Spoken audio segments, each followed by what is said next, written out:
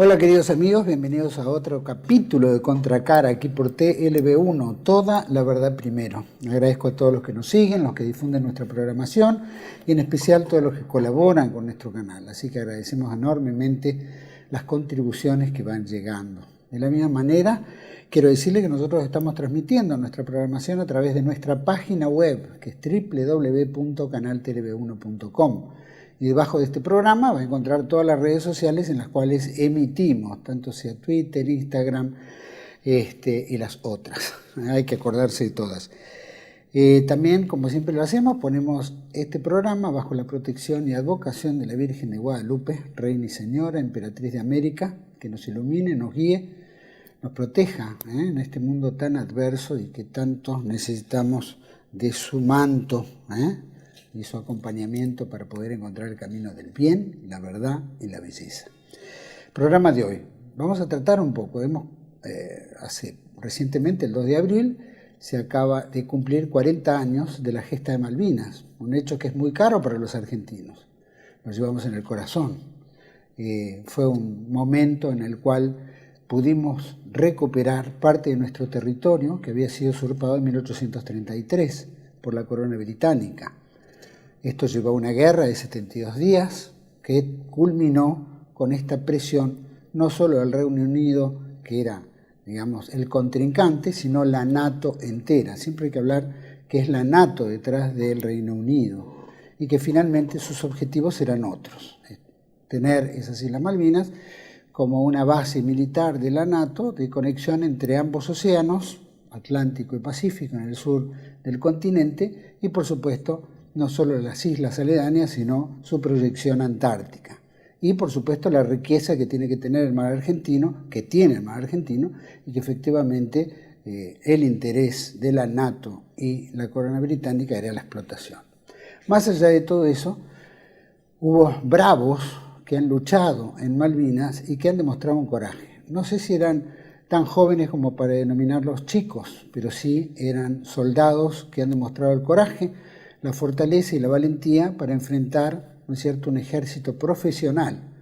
Y nuestro también fue profesional en los diferentes estratos de las Fuerzas Armadas que participaron en la guerra.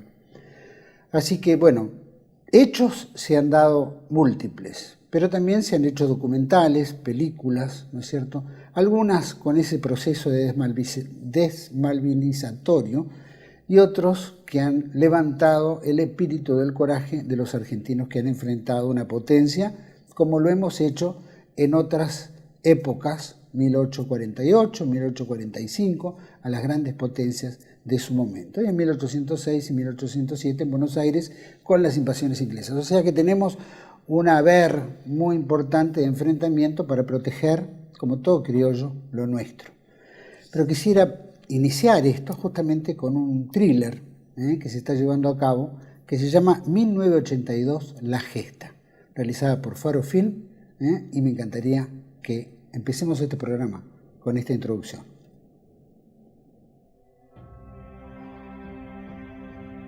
Malvinas creo que era la única cosa que teníamos en común, que todos los argentinos decíamos, son argentinas. Me ofrecí voluntario para ir a Malvinas. Yo fui por mi bandera, por mi patria, había un problema y bueno, había que ir a defenderla. La agarro a mi mujer y le digo, por fin, me llegó, me voy mañana. Por supuesto que para ella fue de terror. Es algo que yo deseaba, pero no pensé que lo pudiese llegar a ver. Y no solo eso, sino también poder participar. Ellos, los que quedaron, son los héroes caídos en combate. Ese cumplió con el juramento de dar la vida por la patria. Los héroes son aquellos que se destacan y se han destacado los que han dado la vida. Los verdaderos héroes están en Malvinas y en el mar. Esos son los héroes. Esos son los héroes que están custodiando nuestras islas. Yo los vi y doy testimonio que son los verdaderos héroes. 649 argentinos que nos marcan a todos los argentinos y en particular a nosotros el deber que todavía tenemos. Porque dieron todo. ¿Qué hemos hecho para tener un país mejor?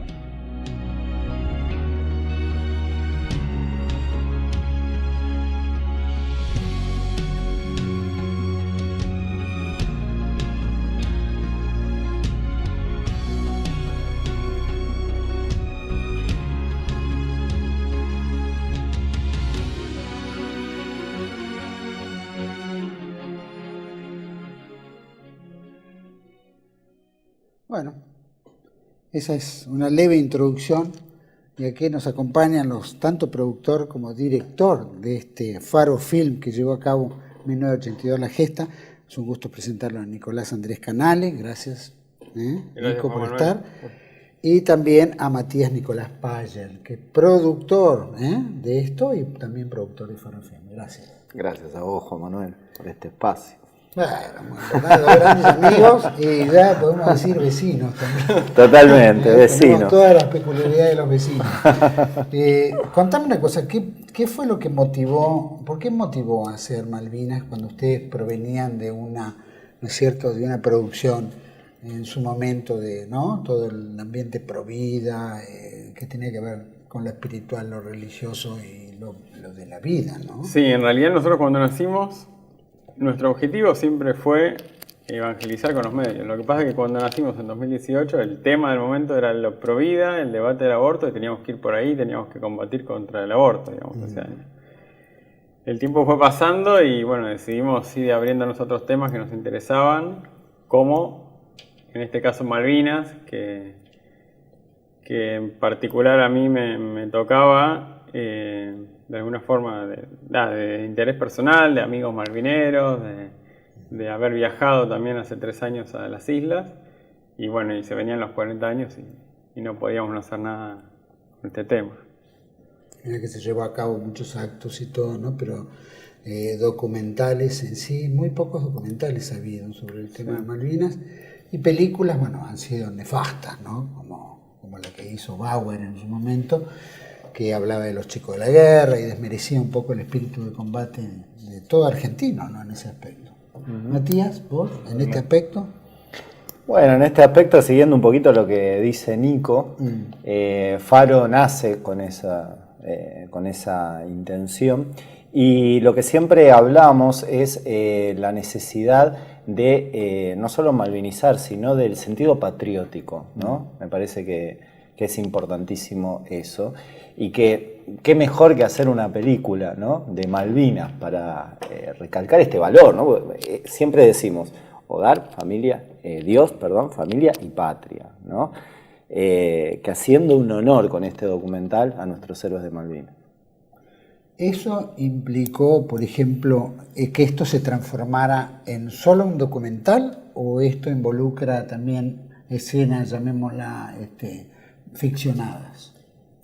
No, es un documental, la mayor parte son entrevistas a veteranos que participaron de la guerra, pero por supuesto se complementa con algunas animaciones, con imágenes de archivo, con mapas, y la idea del documental es rescatando todos los valores que surgen de situaciones límites como la guerra, y de los actos heroicos de nuestros héroes, también ir relatando cronológicamente un poco qué fue la Guerra de Malvinas, porque a veces escuchamos muy por arriba y no sabemos bien cómo se desarrolló, y entonces contando cronológicamente, pero rescatando todos los valores y cómo lo vivían ellos, desde lo espiritual, desde lo emocional, qué es el miedo, qué es que te llamen para ir a la guerra, todo eso.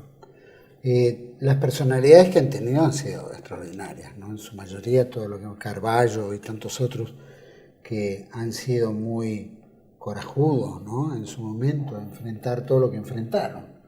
Sí. ¿Les costó conseguirlos para que tener esas entrevistas y sacarles todo lo mejor a cada uno? ¿Fue difícil? ¿No había sensibilidad en el tema? ¿Cómo lo percibían? A la hora de entrevistar, ¿te referís? La verdad que a mí me sorprendió. Había algunos con más cancha en los medios, entonces estaban más entrenados, como Carballo, que ya habló cantidad de veces. Y había otros que por ahí con menos experiencia pudieron hablar muy tranquilo de lo que vivieron, y la verdad que todas, en general, no tuvieron ningún problema con ninguno.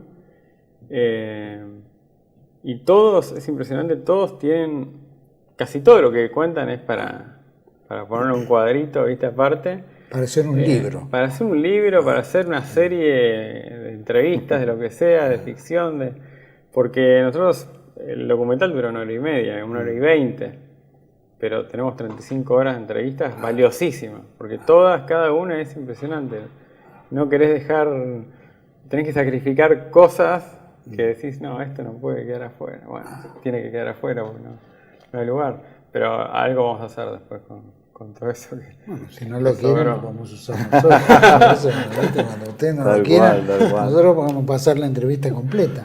Creo que, si me permitís, me gustaría recalcar el trabajo de un grupo malvinero con el cual trabajó Nico. Algunos de ellos viajaron a Malvinas, ¿no? Tengo entendido, en el 2019 con Nico.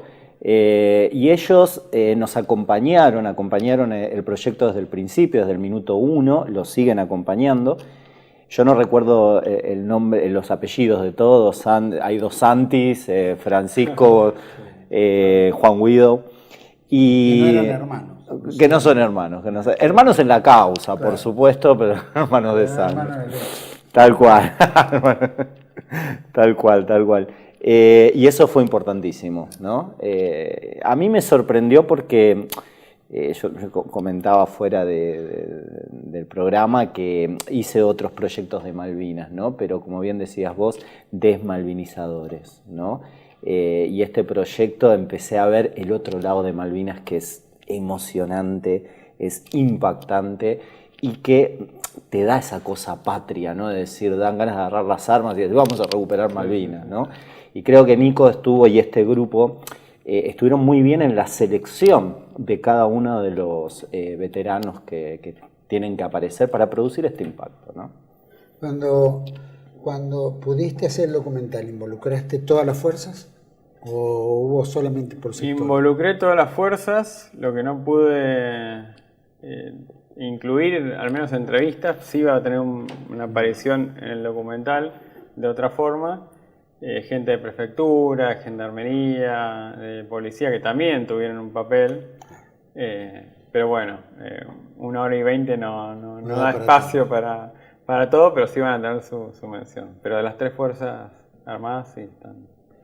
¿Qué fue la parte que más los emocionó, digamos, en estas historias que cada uno va contando? Todas simultáneamente, porque cada una tiene su impronta, pero siempre hay algunas un poquito más picantes que otras, ¿no? ¿Qué fue lo que más? Y hay algunos que por ahí tienen una forma de hablar que es muy hasta cinematográfica y te engancha. Y hay otros que son más tranquilos, pero lo que cuentan te llega de una forma, porque como son testimonios vividos por ellos mismos.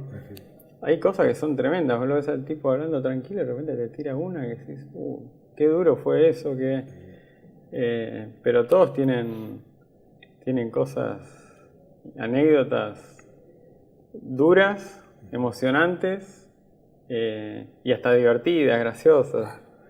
Hay de se todo. Da todo, porque de en todo. Hay de todo. Sí. De las cosas más absurdas, de lo más cómico o de lo más dramático. De todo. Sí.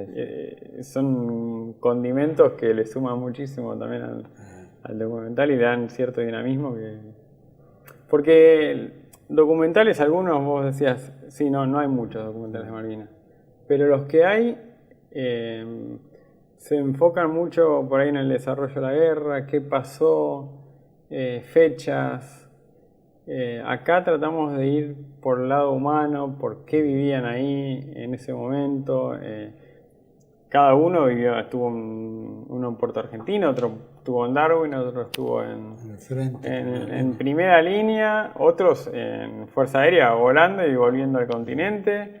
Cada uno tuvo un papel distinto, pero bueno, entonces tratamos de abarcar un poco todo en la medida que se pudo y desde ese punto de vista de los valores. Se puede considerar, viste, que siempre uno dice, o por lo menos se ha trillado mucho, la Fuerza Aérea tuvo mayor protagonismo, la Marina tuvo menos protagonismo, fuera de la parte aeronaval, ¿no es cierto? Que pareciera. Después los buques, ¿no? Como que los mandaron a puerto enseguida por el riesgo del hundimiento, que no fue el caso del General Belgrano, ¿no? El crucero. Y después se ha desmerecido un poquito a la fuerza del ejército cuando también en campo de batalla han sido muy bravos, como también la infantería marina, ¿no es cierto? Hablando de la marina, pero el ejército, yo he escuchado historias que son increíbles. Sí, lo que pasa es que la Fuerza Aérea es algo muy vistoso. Es un solo tipo. Claro, uno o ¿no? dos, y un avión atacando una fragata es algo visualmente, uno se lo imagina cuando te lo relatan, pero lo que hicieron nuestros soldados, hasta los que le dicen mal dicho chicos de la guerra, hicieron cosas increíbles, de arriesgar su vida por salvar a un compañero caído en zona de bombardeos, cosas así. Es impresionante. O sea. ¿Te impactó alguno más que otro en las entrevistas o todos, digamos, tenían ese golpe que te hacía, ¿no?, sentir, que te generaba mucha más emoción? Todos tienen algo. Hay algunos, como te decía, que lo relatan de una forma por ahí más dinámico. Dinámico, sí. pero... lo han repetido tantas veces. Lo han que repetido, ya lo dicen claro. sin emoción, pero bueno, para se queda de lado. Me han hecho otras entrevistas y he contado algunas, te voy a contar una distinta que no conté en otras, que creo que aparece en el documental ya con tanto recorte que tuvimos que hacer, ya ahora no me acuerdo si aparece o no, pero Horacio Sánchez Mariño, helicópterista del ejército, cuenta cómo para ir a Malvinas antes de viajar, hay un compañero de él que le dice: vos tenés familia, yo soy soltero, ¿por qué no me dejás? Voy yo, vos quedate. Y él le dice: no, de ninguna manera no puedo aceptar eso, yo cómo voy a perder esta oportunidad, esto histórico, ¿no?, que es. Y resulta que en el desarrollo de la guerra, finalmente este compañero, por otra circunstancia, puede ir a la guerra. Y va y combate y termina cayendo ahí. Y Horacio Sánchez Mariño, que es el que lo cuenta, estaba ahí vivo y es emocionante cuando te relata, porque además eran muy amigos, entonces cómo te relata decir, bueno, finalmente cayó él, ¿por qué yo quedé vivo? ¿Por qué tuvo que ser él? Y eso lo relatan varios, el sentimiento de culpa que a veces les produce en la posguerra el haber sobrevivido. Hay muchos dicen, bueno, de hecho, algunos dicen que hay como cierta envidia, ¿no?, del caído, porque cumplió su deber de haber entregado hasta la vida por la patria. Y eso es impresionante porque se repiten muchos, ¿no? En muchos de los entrevistados. No es un caso aislado, lo repiten mucho y es impresionante porque que te digan esas cosas. Y tiene ese valor impresionante, ¿no? ¿Cómo? Sí. ¿Y para vos en la producción todo esto, estabas más en la producción o participaste también en las entrevistas, en las preguntas? Estuve en las entrevistas, no participé de las preguntas, eso es algo de dirección y que respeto mucho. Cruzan lazos, no le preguntaste, y si le preguntaste qué pasó acá. Sí, después, bueno, hay un rol que cubrí, que es la Tecnicatura HD, que es quien baja todo el material, y yo a la noche veía y ahí era cuando me empezaba a sorprender e involucrar mucho más. Y nada, o sea, la verdad que bueno, como dice Nico, las historias son muy, muy impactantes.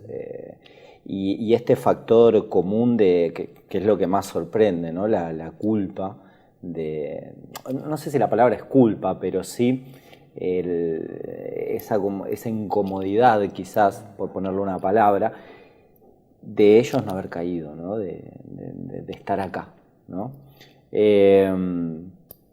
Nada, para mí, o sea, fue todo un proceso también de aprendizaje, como lo decía al principio. Había participado de otros documentales y este tiene ese factor totalmente diferente, ¿no? Que para mí va muy en línea con el espíritu de Faro Films, ¿no? Y el eslogan Silencio, Verdad. Esta verdad que en el proceso de desmalvinización quieren ocultar, ¿no? Quieren mentir en favor de unos intereses que ya conocemos, ¿no?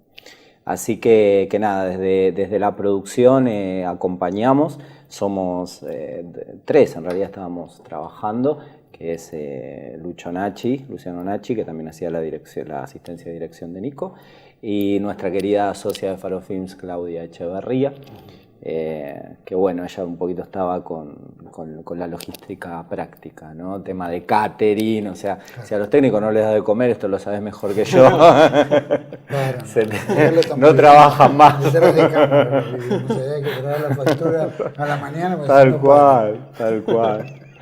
Así que ahí estaba Claudia con el tema Morphy. Para entrevistarlos, sí. ¿fueron por lugar o tenían que ir a la casa? ¿Cómo era la logística de las entrevistas? Y si iban todo un grupo a un mismo lugar y ahí le iban sacando el jugo. Fuimos a las casas de cada uno de los veteranos, íbamos a las casas, ¿no? A excepción de Córdoba, que fuimos a el Regimiento 13, era, ¿no? De comando. Ahí paramos, pero fuimos al filmamos en la Escuela de Aviación. Y ahí, bueno, Pablo Carballo fue el que nos llevó ahí, nos hizo recorrer, nos mostró el museo y entrevistamos a él y a 5 pilotos más de la Fuerza Aérea. Ahí en el Museo de Malvinas que tienen, que también filmamos, que es maravilloso, es increíble. En Morón creo que están, ¿no? En Morón también están, pero esto fue en Córdoba. Esto fue en Córdoba, ¿eh? Esto todo en Córdoba. Sí. Y fue impresionante porque donde está la bandera, ¿no? Y están los cuadros de Ezequiel, de aeronáutica caídos, hicieron todo un acto, ¿no? Para poder entrar ahí. O sea, para poder entrar tienen que hacer un acto que lo filmamos, fue maravilloso y emocionante. Un ritual, como una especie de... Sí, con cadetes nada más, con cornetas. En saludo. Claro. No, fue muy emocionante, ¿no? Y bueno, Pablo Carballo, que es un genio, y pudimos ahí filmar también. No subimos a los aviones, Juan Manuel, nos sacamos fotos hacia los Top Cap. Había que aprovechar. El fuselaje. Pero sí, en general íbamos a las casas. Fuera de eso íbamos a las casas de cada uno. Todos bien predispuestos. Sí, todo muy bien. Sí. Porque esta es la época, como una vez me decían, esta es la época de temporada alta. No, es verdad que hay... Tal cual. Sí. Tal cual. No, y más allá de la temporada alta hay muchos que los viven llamando. Los viven llamando para entrevistas y a veces no sabes quién es el que te llama, por dónde va, qué línea tiene, entonces un poco te tantean. Entonces en general tratamos de llegar por contactos directos que ya tenían confianza y bueno. Y la verdad que no tuvimos problema con ninguno. ¿Le falló alguno que le hubiera gustado entrevistar? Nos falló uno, pero problema de agenda. O de memoria. O de memoria, sí. Queremos conservar el anonimato. ¿Por lo menos fue a la presentación que hicieron en San Miguel? Estuvo presente. Sí, Se lamentó de no haber estado ahí. Después no verse es el problema. Hubo algunos que se molestaron. Se molestaron en no haber estado, pero bueno. Sí. Lo que pasa es que son muchos. Son muchos, y no tenés que hacer una película El Señor de los Anillos. Nosotros andábamos pidiendo donaciones y la gente nos ofrecía veteranos. Ya veteranos teníamos una lista gigante. Sí. Pero claro, todos te dicen, yo conozco a tal, yo conozco a fulano. Bueno, ya tenemos... No entran todos. Claro. ¿Lo dividían también por regimientos, por sectores de cada fuerza o era el tuntum? Sí, un poco, fue medio el tuntum al principio, como haciendo una lista y después ver que, bueno, nos falta gente de Armada, por ejemplo, por decir, nos falta alguien que haya estado en el Belgrano. Bueno, ahí completábamos, ahí buscábamos, ahí llamábamos. Pero sí tuvimos, más o menos cubrimos todo, de Fuerza Aérea, de Armada, de Ejército y de Ejército que estuvieran en Darwin, que estuvieran en Puerto Argentino, que estuvieran en los combates en los montes, que estuvieran en San Carlos, más o menos cubrimos todo. Todo no se puede contar en detalle, pero creo que dentro de todo pudimos cubrir. Todos tienen un poco, es decir, uno entiende la guerra por la guerra, ¿no? Sí. Que se alistan o van voluntarios, otros que los llevan y que se enteraron ese mismo día, que debe haber sido muchos de los casos, ¿no? Porque la Operación del Rosario era, ¿no es cierto?, top secret, ¿no? Y todo eso saltó minutos antes de la partida, ya empezaron a movilizar para el sur. Y de ahí ya. ¿Era más una sorpresa de todos el hecho de que se enteraron ahí o muchos otros se ofrecieron? Recién dijiste, algunos que debatían a ver si deberías ir vos o yo, pero yo tengo familia, vos no tenés familia, en fin. Tenemos un caso de un soldado raso, digamos, de la Armada, del Batallón de Infantería Marina 2, que se encontró el 1 de abril con la arenga de Busser diciéndole que iban al día siguiente a... ¿Te acordás del nombre de él? Sí, José Luis Denti. Sí. Ese es el único caso de recuerdo que se entera ahí, digamos. Los otros casi...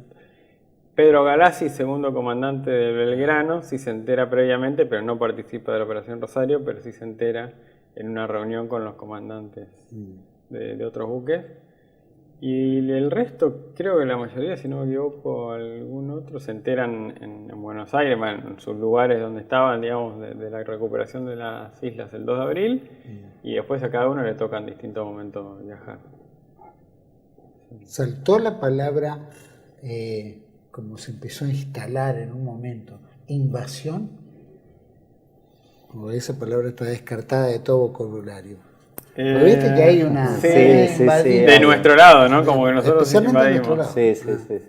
Creo que en algunos la tiró. ¿Alguno la tiró? Me parece que sí. ¿Lo corrigieron? No quiero tampoco aventurarme a dar nombres. No, tampoco lo vamos a aventurar. No sé. Pero creo que en algún momento sería, pero no, en general no, te digo, en general recuperación de las islas. En general fue eso.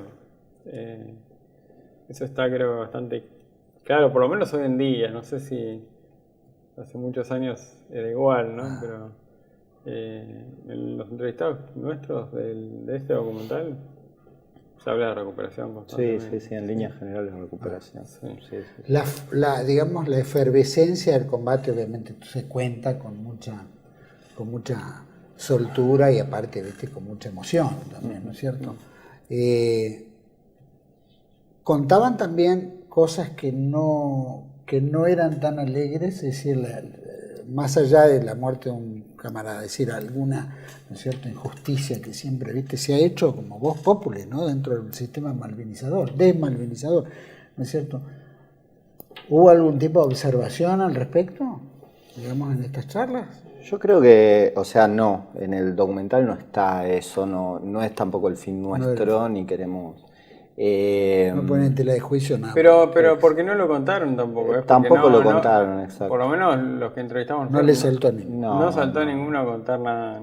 Y aparte creo que las preguntas, como decía antes, estaban muy bien orientadas, ¿no? Y hiladas, entonces tampoco se daba pie y lugar para eso. Creo que el sentido está logrado, ¿no? La cuestión patriótica y el tema también es que cada pregunta era por algo, ¿no? Y lo que me sorprendió es como sobre una misma historia, cómo están bastante unidos, ¿no? De hecho el documental está narrado de una manera muy interesante desde ese lado, ¿no? Lo más curioso es que no hay una persona hablando más de, qué sé yo, un minuto, menos, o sea... Siempre están todos contando y está muy interesante cómo se va narrando, ¿no? Pero esto que decís, no, la verdad que no. Sin negar, ¿no? Porque a veces, cuando te hablan de que hubo frío, hubo hambre. ¿En qué guerra no hay hambre? ¿En qué guerra no se sufre? Frío, ¿no? Lo que pasa es que acá nos vendieron como que solo en Malvinas nuestros soldados sufrieron frío y hambre. Claro. Como si los ingleses no hubieran frío y hambre. Entonces, sin negar eso...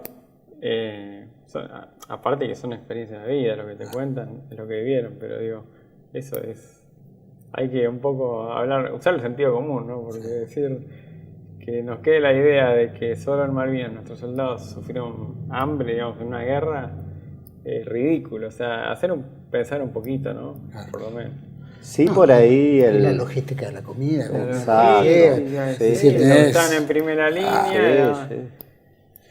No, pero la victimización de la estupidez puede llegar a grados muy altos, sí. Más hoy en día, ¿no? Como se utiliza mucho la victimización. Sí, el tema de, yo el otro día le comentaba a mi papá el tema de Dunkerque, la película, ¿no? De Nolan, cómo muestran el recibimiento, ¿no? de los soldados. Pero lo que voy es que nosotros, nuestro sentido patrio, eso sí está en el documental, ¿no? Cómo recibimos a los soldados después, ¿no? Cómo se recibe al ejército, que vamos, dieron la vida, o sea, dieron todo, como dice Puebla, ¿no? Dieron todo con lágrimas en los ojos. Y acá eso sí lo hablamos, ¿no? Pero no es de un lado victimizador o victimizante, sino es de un lado de conciencia patria, ¿no? Es decir, ¿cómo estamos recibiendo? Bueno, que tiene que ver con lo que hablas de la desmovilización. Exactamente. Empezó con todo eso, desde el momento que no se reconoce a nuestros soldados, a nuestros militares que lucharon por un pedazo de tierra nuestro que nos pertenece. Y ahí empieza a tapar todo. Hay varios que cuentan cómo venían los colectivos con las ventanillas tapadas para que no los vieran. Sí, o les ponían las lonas y las cerraban, ¿viste? Y hay que ocultarlo. Aparte no pueden hablar. No pueden hablar, nada. Callar la boca, hasta tantos informes. Me interesa saber, ¿no es cierto? Obviamente todo esto que se ha vivido, ¿no? Y que, digamos, en las puertas, digamos, del final, ¿no es cierto?, que es la parte más dolorosa porque no se ha jugado, etcétera. Y de repente dicen, bueno, se acabó, ¿no es cierto?, esto se terminó porque, bueno, ya en Puerto Argentino se están en las conversaciones de rendición.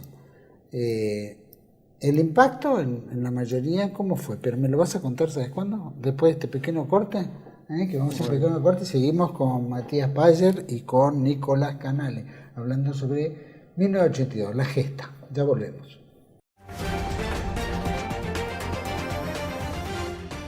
Bienvenidos a CEPA, Centro de Estudios del Pensamiento Americano. Nuevo sitio web de cursos de formación en política, filosofía, historia, literatura, geopolítica, religión, psicología y más. Cursos de formación que reflejan el verdadero pensamiento americano. Lo invitamos a elegir el curso de su agrado ingresando en www.cepa.la.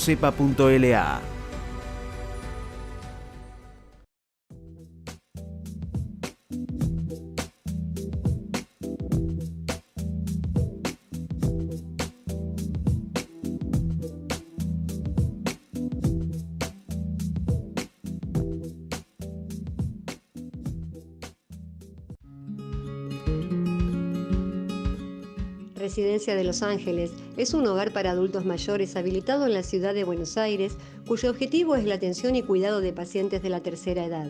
Más de 30 años de experiencia nos respaldan. Trabajamos con dedicación para cuidar a nuestros abuelos y así ofrecerles la felicidad y comodidad que ellos merecen. Estamos en el barrio Villarreal, pasaje Francisco Bauzá 2372, casi esquina Tinogasta. Comuníquese con María al 11 61 70 45 38. Los esperamos.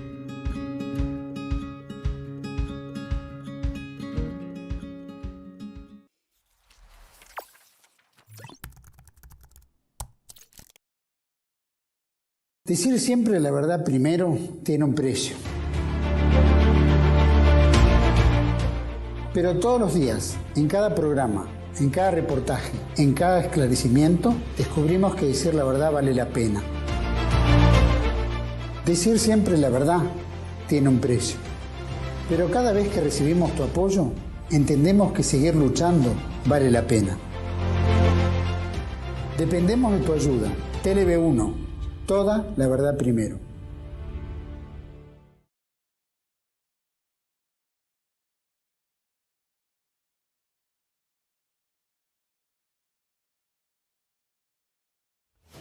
El mundo detrás de las cortinas, la historia como instrumento de control de las masas de Samuel Cruz. Un libro que desenmascara los mecanismos de control de las masas puestos en práctica por el Instituto Tavistock en la Segunda Guerra Mundial contra Alemania y contra la humanidad. Disponible en Argentina en editorial Cruz y Fierro. El mundo detrás de las cortinas de Samuel Cruz.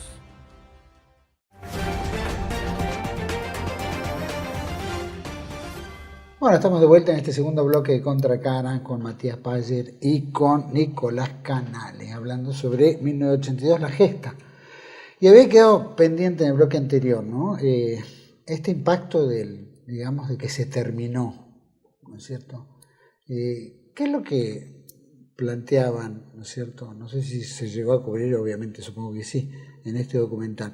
¿Cuál era el sentimiento de la mayoría y si se preguntaban por qué? Sí, en general era un sentimiento de bronca, de tristeza, porque se había luchado tanto, se había entregado tanto, habían muerto tantos para perder, era durísimo. Y al mismo tiempo algunos te decían, bueno, claro, fue tan duro todo que en un momento también había cierto alivio de decir, bueno, voy a volver a casa, ya sobreviví, voy a volver. Entonces había una mezcla ahí, hay varios que lo cuentan así, una mezcla de sentimientos encontrados, porque era la bronca de la derrota y el alivio de haber sobrevivido y volver a tu casa, a ver a tu familia.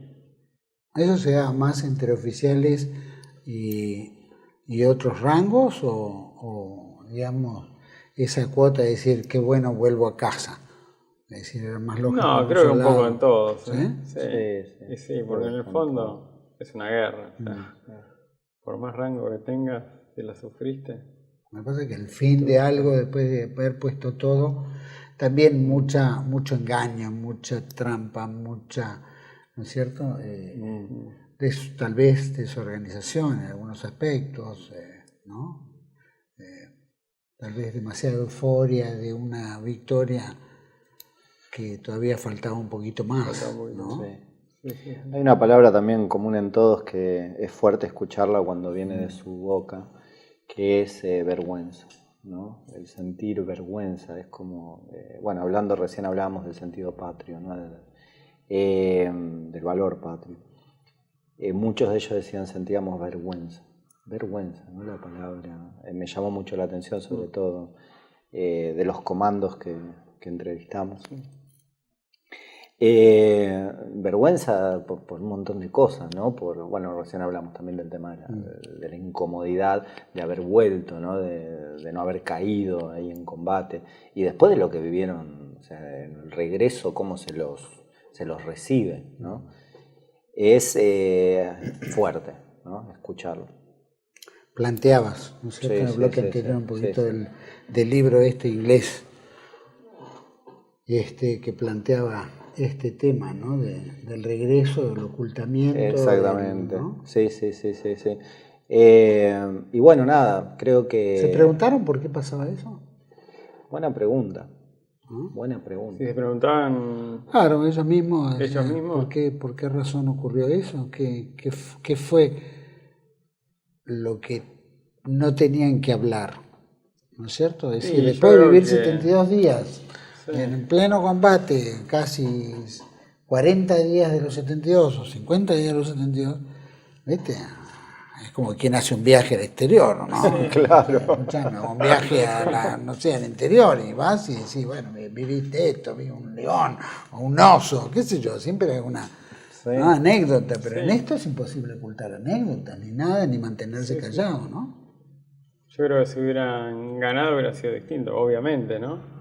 Y creo que un poco pasa por eso, haber vuelto derrotados, sin justificarlo, porque yo estoy muy en desacuerdo que se los haya recibido así, porque haya sido el resultado que fue, digamos, dieron todo por nosotros. Y llegar, hay uno que cuenta que iba en el taxi desde, no me acuerdo de dónde había llegado, a qué puerto, y estaba yendo a su casa, y en la radio venían hablando del tema, y el tachero puteando, estos milicos de mierda que perdieron. Como si fuera un partido de fútbol. Claro, sí. Entonces, al mismo tiempo que estaba el pleno mundial y toda la gente con el mundial mientras estaba peleando una guerra en el sur, ¿no? Entonces, sí, debe haber sido durísimo volver así. Claro, porque la vergüenza no la tienen que sentir ellos, la vergüenza la tienen que tener desde arriba. Totalmente. ¿Es cierto? Totalmente. Sí, por eso es fuerte escucharlo. También pasó bastante tiempo hasta que los reconocieron. Sí, ¿no? sí, Pasaron también una lucha años. de ellos. Sí. No, y después que lo icónico sea, ¿no? Está bien, el fútbol es algo importante para nosotros, pero hay más reconocimiento en eso, ¿no? Que en lo que hay que tener reconocimiento, porque como bien decís, no era un partido de fútbol, era la guerra. Y creo que como argentinos, como una nación tan particular, tan joven, qué sé yo, no llegamos a tener conciencia de eso, ¿no? Te digo, inclusive a nivel personal, yo empecé a tomar más conciencia de lo que es la patria y Malvinas a raíz de este documental. Y creo que eso está bastante logrado, ¿no? Grado espiritual de los, digamos, de la gente entrevistada, es decir, más religiosa, menos religiosa, la parte espiritual. En su vida personal actual, no te lo sé decir de cada uno, pero sí hablamos en el documental de lo espiritual en la guerra, y todos te hablan de la importancia de la oración, de la fe en esos momentos. Todos, creo que no hay ninguno. Hay dos incluso que dicen hasta los ateos rezaban, porque exactamente. Pensá que nos van a matar, decían. Y hay anécdotas. Vos hoy me preguntabas por los capellanes, ¿no? que hubo en Malvinas, que nosotros queríamos entrevistar al padre Martínez Torrens, que es el último capellán vivo que nos queda, que estuvo en Malvinas. Por cuestiones logísticas no pudimos, pero sí hay algunas anécdotas, ¿no? Y hay una anécdota que cuenta Jorge Manresa, que estaban en misa, y en el momento de la consagración el sacerdote eleva la hostia, bombardeo, todos los soldados cuerpo a tierra y el sacerdote se queda ahí firme. Ese era Martínez Torrens. Creo que no le quiero pifiar, pero... Creo que lo cuenta en una charla o conferencia que también dio acá en el canal. Puede ser. Que caían las bombas alrededor y él seguía. Y decía que todos cuerpo a tierra o arrodillados. Sí. Interesantísimo. Qué fuerte. Una cosa increíble. Sí. Ahora es que todo eleva esa parte religiosa también en ese momento. Sí, no solo uno tiene el grado de patriotismo, sino... Es que nos acordamos de Dios en los momentos difíciles, desgraciadamente, ¿no? Sí. Ante la emergencia, la necesidad, la angustia, ¿no? Dios Hasta los ateos rezaban, esa es una frase muy linda. Cuando recuerdan, por supuesto que son 40 años, hay muchos que ya fallecieron en el camino, ¿no? Más allá de los 649, de los cuales 300 y pocos fueron en tierra y el resto del crucero General Belgrano. 323 en el crucero General Belgrano. Entonces, pregunto, ¿no? En todo esto, ¿el orgullo del malvinero fue creciendo con el tiempo o los tipos estaban orgullosos del momento que llegaron? Desde todo el momento. ¿Cómo lo percibiste? ¿De los que pelearon, decís vos? Sí.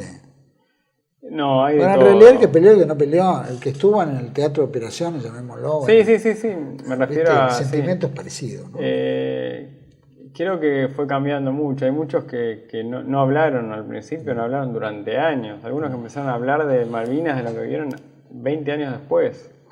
Y eso tiene que ver con todo el tema de desmalvinización, de ocultar, de querer tapar. Y entonces muchos no hablaban, ni siquiera con sus familias. Tenemos uno que entrevistamos nosotros que dice, nunca le contesto ni a mis hijos. Y eso, o sea, no hay nada mejor, hasta psicológicamente, digamos, para una persona que hablar, que contar las experiencias, ¿no? Sacar afuera, ¿no? Todo. Y es impresionante la cantidad de gente. Hay algunos que sí te dicen, yo hablé desde el principio, no tuve problema, pero hay otros que le llevó su tiempo. Tal vez la censura en el alrededor, la desmalvinización que fue tan fuerte y que impactó en todo. Los tipos se mandaban guardar simplemente por la crítica, por la mofa, por todo lo que miles de alrededor se fue razones. tejiendo. Imagina. ¿Se lo entiende como una segunda guerra a la desmalvinización? Sí, yo creo que sí. Y de las peores. O sea, aún peor que la misma guerra para mí. Sí. Eso te lo dicen también, ¿eh? La posguerra fue peor que la guerra. Sí. ¿Y si hubo por estos cuántos motivos, suicidios hubo después de la guerra? Muchos. Y eso no fue porque la pasaron mal en la guerra, es porque la pasaron mal después de la guerra. Bueno, la falta de reconocimiento, falta de... Aparte, tipo Poltronieri, por ejemplo, el caso de Poltronieri, que vendía estampitas en el tren, Sí. no la tenía para vivir. No, tremendo. ¿Cierto? ¿Cuánto tiempo pasó hasta que le reconocieron una pensión de guerra, no? Sí. Aparte en nuestra historia, hasta los de la guerra del Paraguay, había pensiones para los hijos solteros, nietos solteros, era hereditaria. La pensión de los que fueron a la Bueno, guerra del Paraguay. tenemos héroes de guerra presos hoy en día También. por otras cuestiones, ¿no? Increíble eso, ¿no? Increíble. Hasta los iraníes decían que era absurdo, ¿no es cierto?, que un país arrestara o sentenciara a prisión por otros actos a un tipo que ha tenido valor en combate. Claro. Es una cosa irreconocible. Tremendo. ¿Y eso forma Ridículo, parte del claro. tema de desmalvinización también? ¿O? Sí, totalmente. Y el juego de estos derechos humanos y todo esto se nota. Totalmente. Sí. Pero ni vergüenza sienten de hacer eso, digo. Y es difícil de hablar porque construyeron todo un relato durante tantos años que es difícil salir a ir contra eso, digamos.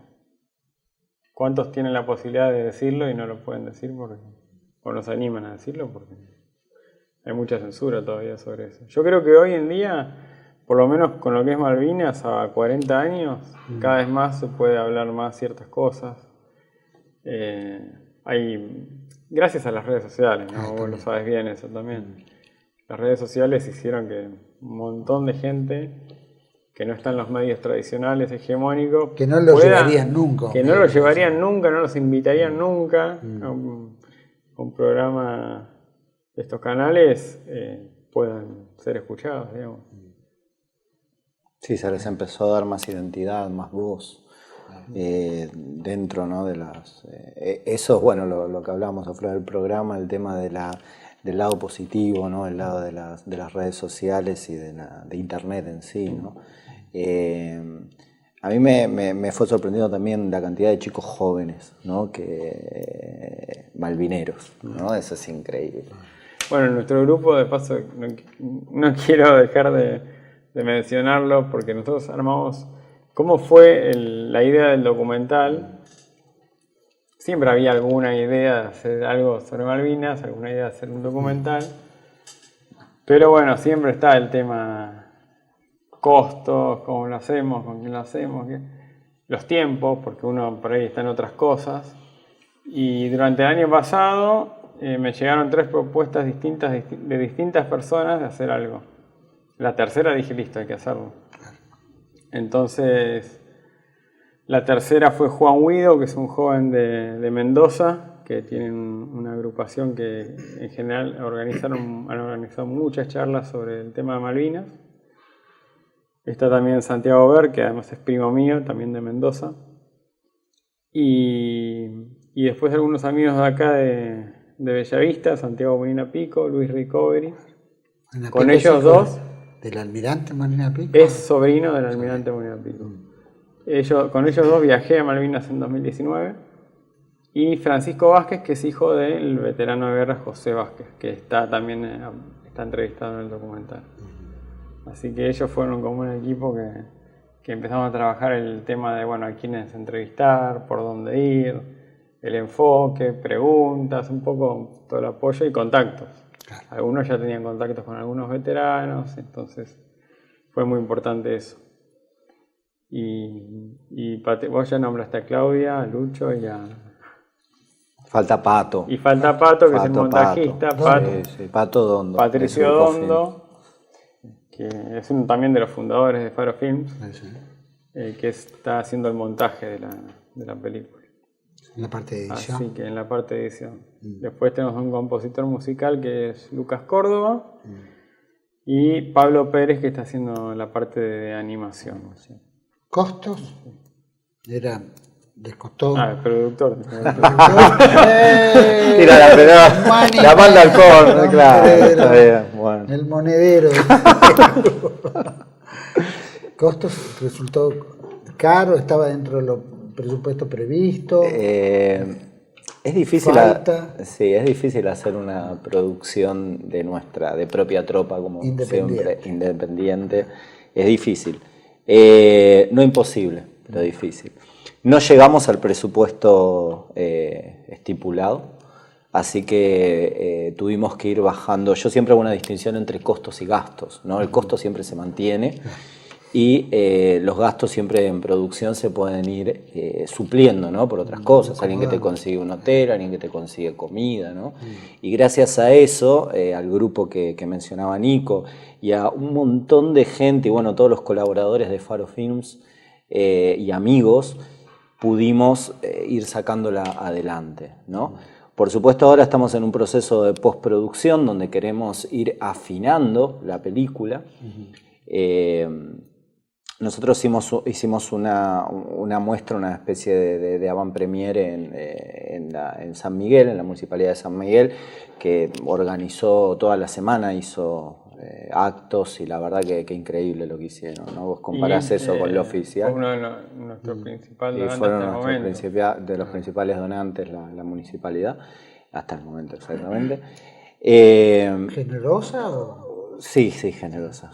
Porque hay mucho militar, mucho uniformado, exactamente, ¿no? En la zona, o sea, sí. San Miguel, Bellavista. Sí, no, de hecho fue, para mí, creo que no sé si hubo otro homenaje tan importante a nivel nacional como el que hizo San Miguel. Durante toda la semana hubo actos, toda la semana hubo desfiles, alguna inauguración de algún monumento.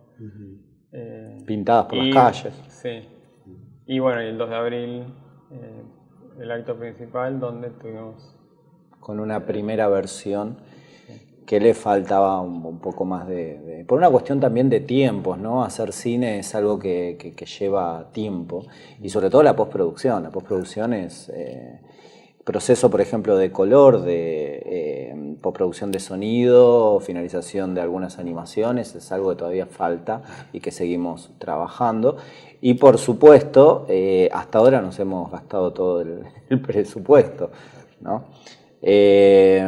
Con decirte que estamos abajo de un 30% aproximadamente del presupuesto total. Hablando de presupuesto, si le pedimos al director que en el final de ese videíto que hay de donaciones, por lo menos lo dejamos un ratito a ver si la gente también puede colaborar en eso, que es muy importante. Muchísimas gracias. Y algo te iba a preguntar también en relación a esto, porque más allá de la producción, que yo sé que es costosa, porque producir algo siempre es costoso, están los órganos públicos como el Inca, ¿no es cierto? San Luis, no sé si todavía existe en San Luis, creo que sí, Santa Fe también. Jujuy también, que ahora está. El problema es que sabemos quiénes están a cargo de todos esos organismos públicos, y proyectos como los nuestros es muy difícil.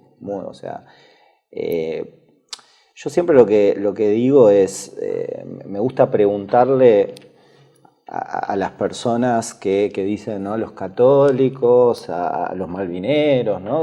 Preguntarles, ¿pagan Netflix, pagan Disney, pagan Amazon? Porque se viven criticando, alimentan al enemigo.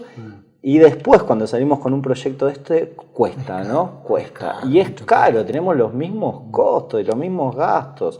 O sea, hacer cine con la calidad que estamos buscando desde Faro Films es costoso. Nosotros, buscamos cada profesional para cada una de las áreas. No sé, un director de fotografía, que es quien se encarga de la imagen, necesita asistentes, hay que poner varias luces. De hecho, nos pasaba que a veces llegábamos a la casa de un veterano y nos decía, no sabía que iban a poner tantas luces, ¿no? La cuenta de luz. Tal cual, no la cuenta. ¿Quién la paga?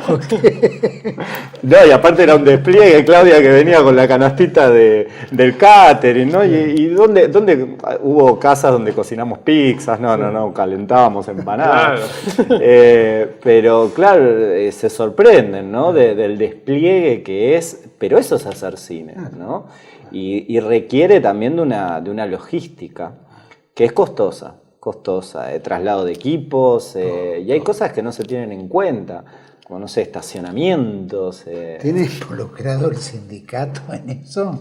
¿O esto es todo independiente? No, es independiente, gracias a Dios, y bueno, es mi expertise. O sea, yo trabajé mucho con productor y conozco a las cabezas de los sindicatos y vamos charlando. Pero está involucrado. No. En este proyecto no, porque al ser totalmente independiente, Pero esto también, o sea, hay técnicos que te pueden llegar y decirte, che, yo quiero ir por sindicato, y ahí es. Pero bueno, somos un grupo de técnicos que de hecho uno de ellos está como nos sigue un montón en las redes de Farofilm, que es nuestro director de fotografía, y muy contento y muy entusiasmado y ha tenido como una transformación. Te digo que se ha evangelizado. Sí, yo creo que el rodaje, ¿no?, en sí fue muy malvinizador, sí, más allá del producto final. Y evangelizador. Para todos los que participamos. Exactamente, para todos, sí. Y eso es sorprendente, ¿no? Y también como ellos se generó un grupo bastante compacto, ¿no? Cosa que es difícil en el cine. El cine es muy vertical y los técnicos están acostumbrados a que los traten mal, que los, ¿no? Y gracias a Dios y al impacto del proyecto se generó un equipo muy, muy sólido, ¿no? Pero bueno, seguros hay que pagarlos, eso sí, seguros de equipo, seguros de gente. Los viajes, viajamos a Mendoza y a Córdoba también para filmar. Sí. Un equipo importante de un poco más chico, pero sí, dos autos fueron. 2 autos. Fueron en auto. Sí. Abaratar costos, no importa. Fuimos en auto.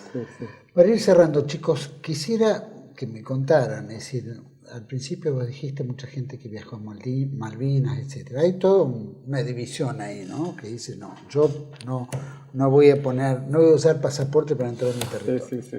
Esa es un tajo. Después están los otros que dicen, no, necesito cerrar mi historia, ¿no? Cerrar mi vida con recuerdos. ¿Cómo se trataba con eso? ¿Cómo fue digamos, esta impresión que se gestaba en estas dos puntas? Sí, cuando nosotros viajamos en 2019, nos tocó viajar también con un veterano de guerra del Regimiento 25. Él era de Tucumán y viajó por primera vez y con su familia, su mujer y creo que 2 hijas. Y es un momento que no se lo va a olvidar nunca más. O sea, la verdad que es... Y todos los que van, hay veteranos que fueron ya varias veces. El tema del pasaporte, yo lo que vi al estar ahí es que te sellan el pasaporte, está bien, pero a los ingleses igual no les gusta nada que vayas. La verdad les incomodamos, los molestamos estando ahí. Entonces yo digo, hay que ir.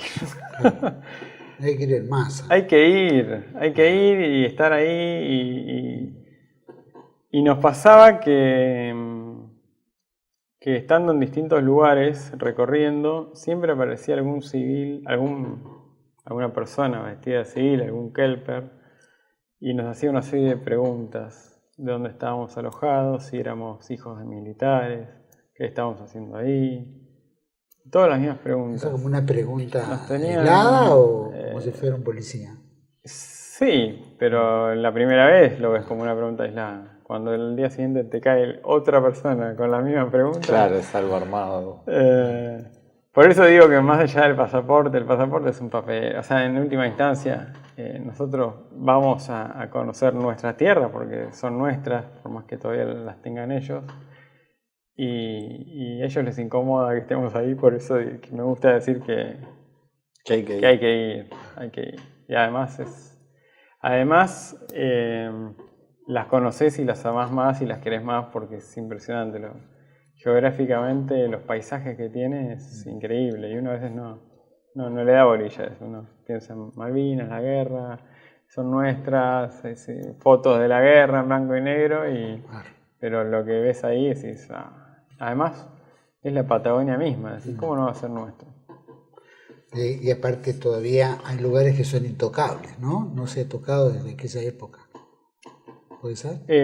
Hay lugares, ¿en qué sentido?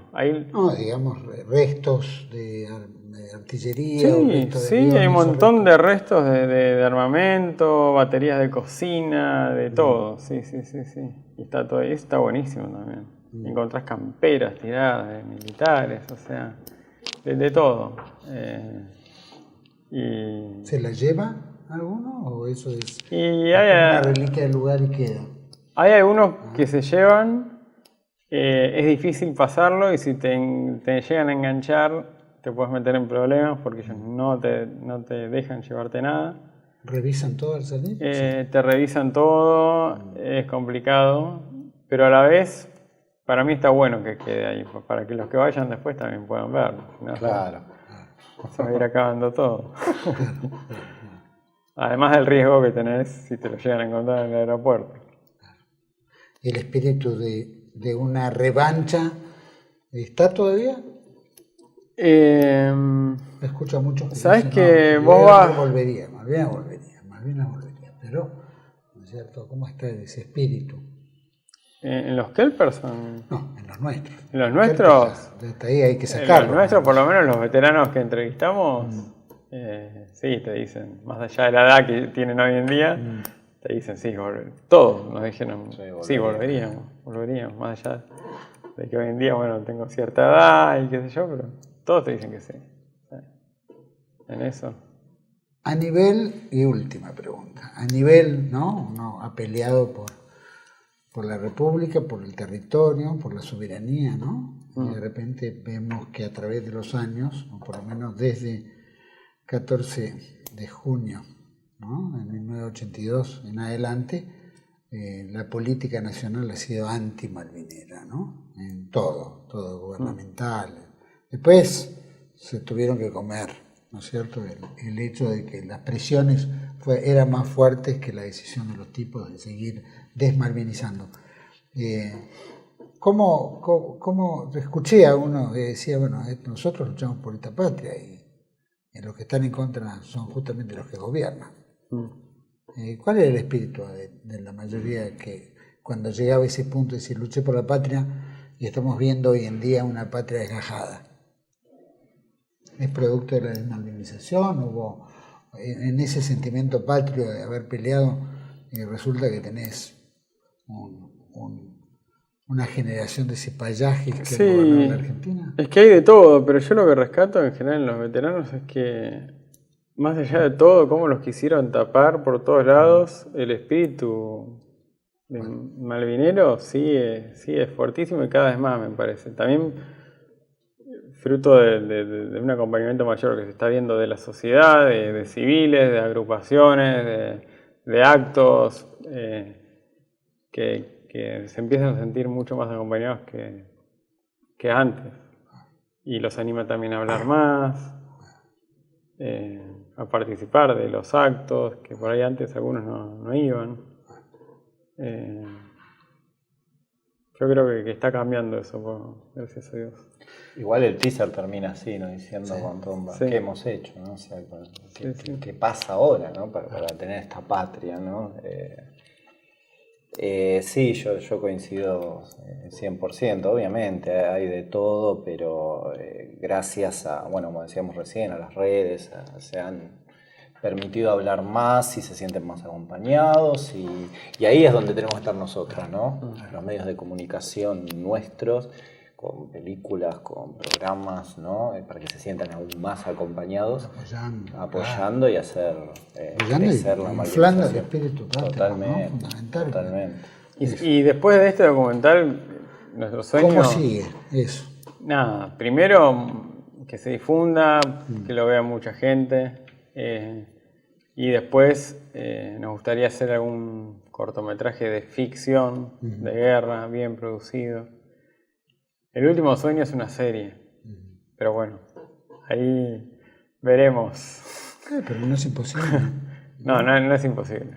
No es imposible. Pero si la gente despierta, ¿no?, la generosidad de colaborar, porque esto obviamente por parte del Estado no va a salir, porque ya entendemos quiénes son los que están arriba, es muy difícil hacerlo, ¿no?, en forma privada, pero bueno, con la colaboración todo es posible, ¿no? De hecho, la película que se intentó hacer de propia tropa, o más o menos de propia tropa, con el Inca, no funcionó bien. No voy a dar el nombre de nada, pero sí, cuestionaron, conozco al director y le cuestionaron el guión. Tuvo que poner cosas que no quería, trabajar con actores o sea, de hecho uno de ellos también es conocido mío y más vocero, digamos, de grupos de izquierda, ¿no? Militante de grupos de izquierda que le impusieron cosas, entonces desgraciadamente, o sea, digo desgraciadamente porque el Inca es nuestro, ¿no? Para todos los cineastas, danos por lo menos algo, nada, no nada. Y si te dan algo, te ponen condiciones que son totalmente desmalvinizadoras en este momento, ¿no? Hay que llegar a poner a alguien nuestro en el Inca, no sé cómo. Sí, hay que poner a alguien nuestro en todos lados. En el país, Sí, en todos los estratos del gobierno. Tal cual. Pero bueno, es parte de esto. ¿Quedan más capítulos por hacer o este es un capítulo único? Por ahora este es un documental único que de 1 hora y 20 y media que empieza y termina, y después vamos a ver, estamos pensando algo para aprovechar todo el material que quedó afuera. Bueno, las puertas de esta casa están siempre abiertas. Igualmente, Juan Manuel. No vamos a poder pagar un peso, pero... No, pero esto es tampoco vamos muchísimo. a recibir nosotros, así que... No, esto es muchísimo y la verdad que bueno, que te admiramos todo lo que haces desde TV1 y creo que necesitamos unirnos también más, ¿no? Sí, trabajar juntos. No solo esto, sino muchas cosas más, ¿no? Sí, dentro de la capacidad de lo posible, ¿no? Así que hay que hacer. Chicos, les agradezco muchísimo por haber venido. Gracias Nico, a vos. Gracias a vos. Matías, lo mismo. Gracias por todo. Los felicito y bueno, hay que seguir adelante con mucha fuerza. A todos ustedes, por supuesto, les agradezco por habernos acompañado. Malvinas es fundamental, es increíble que uno tenga que estar mendigando para hacer un documental, que es una pena, ¿no es cierto?, que la gente gaste en todo este mundo macabro de la televisión y de tipo HBO, no existe más, pero bueno, todas estas plataformas en las cuales uno gasta tanto dinero y que de repente un puñado de colaboradores de argentinos podrían lograr que hechos por el estilo se concreten, no es mucho, pero que eso puede servir para mostrarle al mundo, como decía San Martín, que no somos empanadas que se comen con el solo esfuerzo de abrir la boca, ¿no es cierto? Y lo que pasó en Malvinas es uno de los hechos más trascendentes, más grandes que puede existir. No solo por nuestro propio reconocimiento como argentinos, ¿no es cierto?, argentinos de bien, como cristianos, sino porque el propio enemigo, ¿no? El propio enemigo se saca el sombrero, ¿no?, frente al combatiente argentino. Y no son excombatientes, son veteranos, ¿no? Son veteranos, ya tienen... El ex hace que ya no es más, ¿no?, que no existe, que fue, y en realidad el veterano siempre es, ¿no es cierto? Esa es la diferencia en todo. Entonces, que levantemos el espíritu de Malvinas es levantar el espíritu patriótico, y nosotros podemos cambiar la Argentina en el futuro en la medida que tengamos una conciencia patria. La conciencia patria se basa en hechos concretos que se han vivido y nosotros tenemos que encarnar esos hechos concretos para que la patria viva, pero viva la patria de verdad, ¿no es cierto? Y no sea una patria desgajada, quebrada, vendida, ¿no es cierto?, por toda la politiquería barata que ha sido siempre subordinada al poder del dinero o al poder mundial. Entonces, nosotros como argentinos tenemos que en ese aspecto romper lanzas, ¿no? Ya no hay, uno u otro lado, bueno, estoy en el medio, no hay tibieza, tiene que haber hidalguía, y la hidalguía pasa por el buen reconocimiento y el jugarse.